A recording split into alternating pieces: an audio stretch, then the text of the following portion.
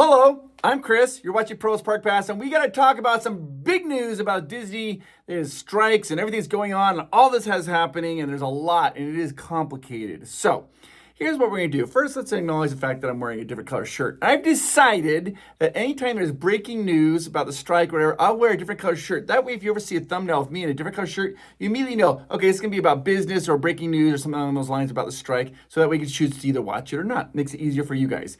And I do like the color. Do you like it? Do you think it looks good? Comment down below if you like it. I mean, it's just my thought. The union cast members had a vote if they could go on strike. And you might have heard about this, and it passed by 99%. Here's what I want to do, though. I'm going to give you information. I want to make sure I am not telling you how to think. I'm going to try to give you just the facts so you can make up your own mind. That's the first thing I'm going to do. Number two, I want you to realize that social media has fed us a lie, and we're starting to believe the lie. And that lie is, if somebody disagrees with you, then they are against you. It's either you're with me or you're my enemy. And I feel like social media is pushing that agenda for some reason, and that is not true. I just want you to know that if you disagree with me or if I disagree with your thoughts, that doesn't mean we still can't be friends. We can be friends, and it's okay to have different points of view. Take a deep breath and think, okay, just a different point of view. That's perfectly fine. And number three, I'm going to give you, at the end of this video, I'm going to give you my opinion of what you should do if Disneyland happens to go on strike. And keep this in mind, this is just my opinion, because a lot of people I've been noticing comments are asking, like, well, what do I do? What should I do? I'm not here to tell you what you should do. I'm just gonna give you what my opinion is, what I'm going to do, and then you guys can make your decisions for yourself. All right, so let's get into this. This is a very complicated issue, and I'm going to give you some information so you guys can be aware of what is going on. A little while ago, the unions gave Disneyland cast members a little button, and the button had a Mickey Mouse fist like this, and it was raised up like this, and they told the union told the cast members to wear that button while they were working. Then Disney came back and says, hey, that's against company policies. You can't wear things that are not Disney approved on your uniform. Then the unions came back and says, oh my gosh, you are violating our rights. We are going to have a vote to go on strike. Now, that's all true. Let's push pause and figure out what's really going on there. Do you think the union really cares about the button? No, they don't. But they needed a catalyst in order to call for a vote strike. So by giving this button, they knew what's going to happen. That's against their policy. They knew they weren't going to allow the Disney cast members to wear the button. But because they said their rights were being violated, they can now vote to go on strike. And when they voted to go on strike, they included the button right in the reasons why they're going to go on strike. They're like, hey, we'll be able to have this button, right? Then they also included things like increased pay and better medical, things like that. But the whole catalyst was through a button, and they needed to have that little catalyst. Now, this is really smart, maybe on the union side. But here's the thing. Let's just think about this. Do you think the union really cares about that button? What if Disney comes back on the negotiation table and sits down with the union, and they're like, you know what? You're right. All the cast members now can wear union buttons. And do you think that the union is going to be satisfied with that answer, and Disney is going to be like, hey, we gave you what you asked for? And do you think the cast members are going to be like, yay, now we get to wear the button? Not really, because really the whole reason, it's not about this button, right? It's about other things. It's about more money. It's about different types of things that the union feels important about. But they needed a catalyst, so that was this button. So I've seen a lot of information about the button. That's what this button is for. Now, on July 19th, the cast members had a vote in order if they wanted to have a strike or not, be able to go on strike or not. This is where it gets a little complicated. So the union says they're not going to release the numbers, but yet all of a sudden the numbers were released. 99% of the union voted to support the strike. 99%. That's a very, very attractive number to media and social media and news outlets, because they're like 99% of the cast members, they voted for this strike. But here's what I want you to do. I want you to peel back the layers and think what's really going on here. Not the 14,000 cast members, only a little over 9,000 of them voted. Okay, 9,000 that voted. So you have about 5,000 that did not vote. Why? This happens a lot in strikes when unions are voting to go on strike, because in the past, I'm not saying unions still do this, but in the past, if I was, let's say my name was John Doe, and they went to vote to have a strike, and I voted, I'm like, I don't want to have the strike. all of a sudden somehow it would get leaked. Like, oh, John Doe over there, he didn't want to go on strike. And all the other employees would find out that I didn't want to go on strike. And there's retribution for that one particular employee. So a lot of employees, if they don't want to go on strike, do you know what they do? They just don't vote because they don't want to have that retribution. They don't want to have that fear of being not seen as part of the whole collective. So only a little over 9,000 of the 14,000 voted, which is an important number to kind of be aware of. So I see a lot of things, and there's a lot of misinformation out there, and it kind of irritates me. And a lot of people are they're like, oh, 14,000 voted for it. 99%. That means only like 168 people voted against it. There's never been an election, a non-rigged election, where you have 100% people vote. And it's just kind of crazy. So just kind of think that through. Why is the media saying 99%? Because that's a good power number for them to say that they have a lot of support for their cast members. Okay. Now, the other thing I hear is it seems that a lot of people don't understand how strikes work. So there are two different types of strikes. There was what's called an open-ended strike. An open-ended strike is what you're probably most familiar with. We saw the Screen Actors Guild did that, the Writers Guild did that. An open-ended strike says, hey, we're going to go on strike and we are not coming back to work until we'll stay out of work for indefinitely until our needs are met. That's called an open-ended strike. The unions at Disney, they have called for a limited strike, what's called a limited strike. I'm releasing this video on the 21st of July, a Sunday and 21st of July. Now, on Monday, the July 22nd and Tuesday, July 23rd, the union is going to be meeting with Disney, and they're going to be trying to negotiate and come to some type of agreement. They've stated that the strike is a last resort. The strike is a last resort. They don't want to go on strike.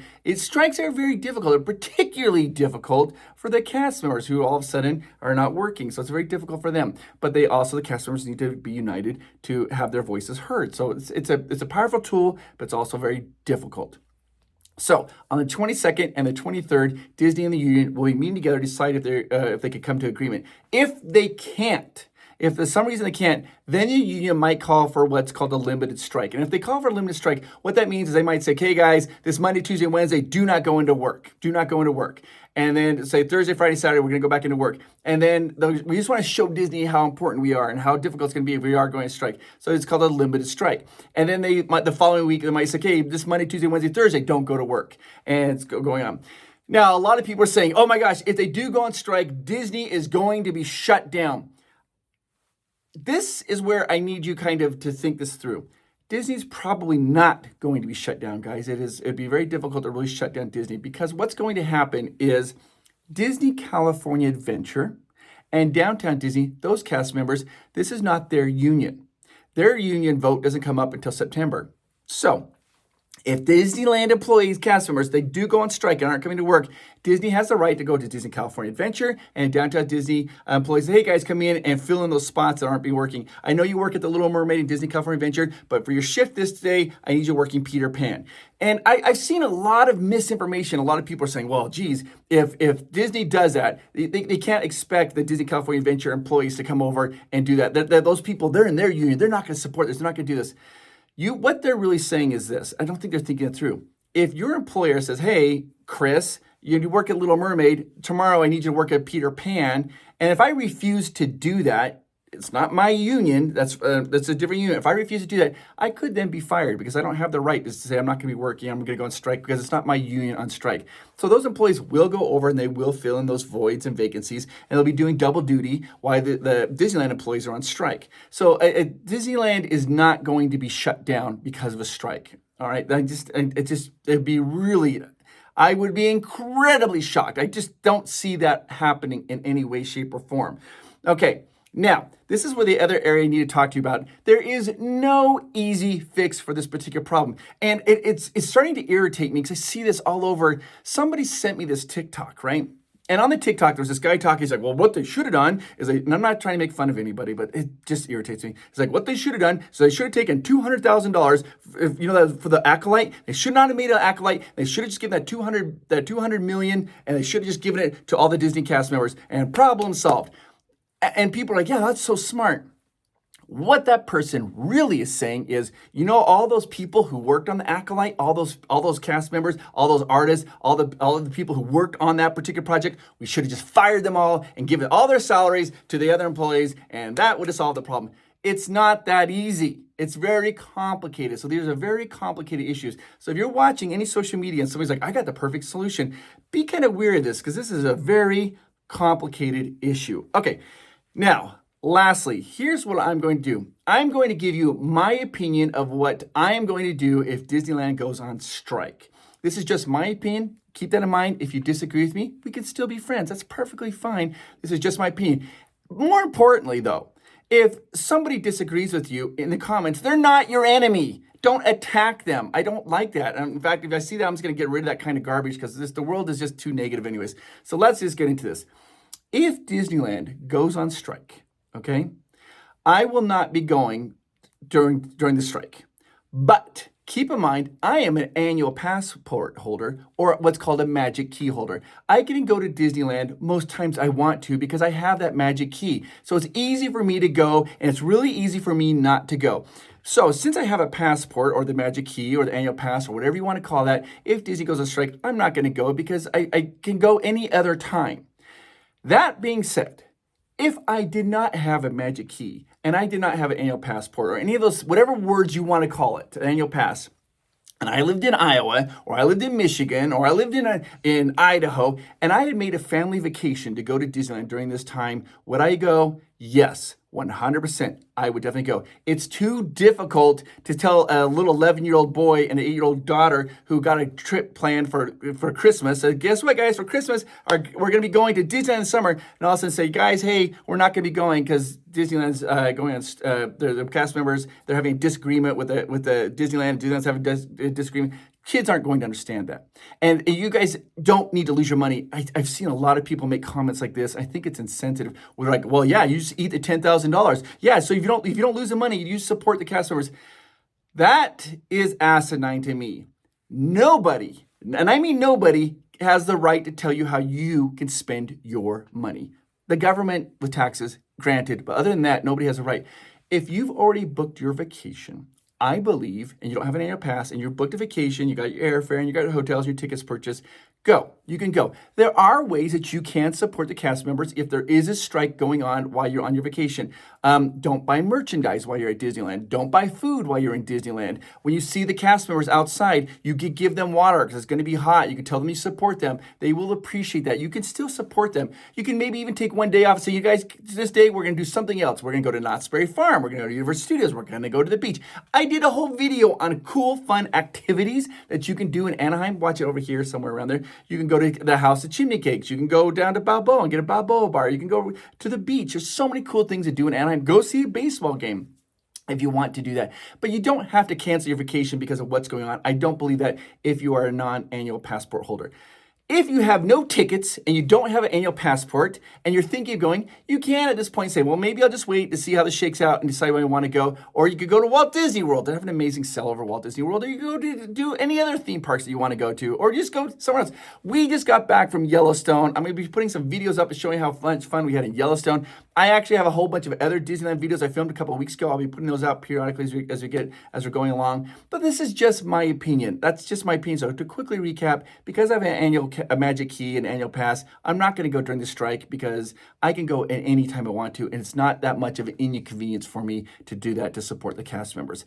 If I was a family in, let's just say, in Missouri, and I bought a vacation package and I put the money down, we sort of spent the money, then if that was me, then yeah, I would go. I would definitely go. I'm not going to lose that money because that's just a lot of money to lose. So that's how I feel about it. And if I don't have any tickets and I don't have an annual pass, then you might want to wait to figure out what you want to do, or go to Walt Disney World, or do whatever else you want to do. That's perfectly fine. This is just my opinion. Keep in mind, this is an incredibly complex issue. And if anybody tries to dumb it down for you and says, oh, this is really easy, all that Disney has to do is this, then they probably don't understand business very well, because what you have to realize that the bottom line is Disney has to take those dollars to pay the cast members more. It's got to come from somewhere. And so that means maybe increased ticket prices for everybody who's going. That's one way that they could supplement that. And other people are like, well, they just need to take it from all the movies and put it on there. Those are different divisions. I don't think people understand that those are different divisions, and it makes it really complicated, and it's a complicated issue. I got a little worked up. Anyways, just got back from Yellowstone. It was so fun. And I'm going to say this. I'm not going to say what, but in one of the videos, I did get attacked by an animal. I'm not going to say what type of animal it was. It was awful. It was embarrassing, and I don't want to talk about it, but you will see a video about that coming out, and it was horrible. True story. All right, guys, I'll talk to you guys later. You are amazing. Remember, I think you're amazing. Even if you disagree with what I think or say, that's okay. We're still friends. Life's too short. You're still my friend. We could still go to a baseball game and have hot dogs together, and we can still get along, even if we have different points of view. Don't let anybody make you think otherwise. I'll talk to you guys later. Bye-bye.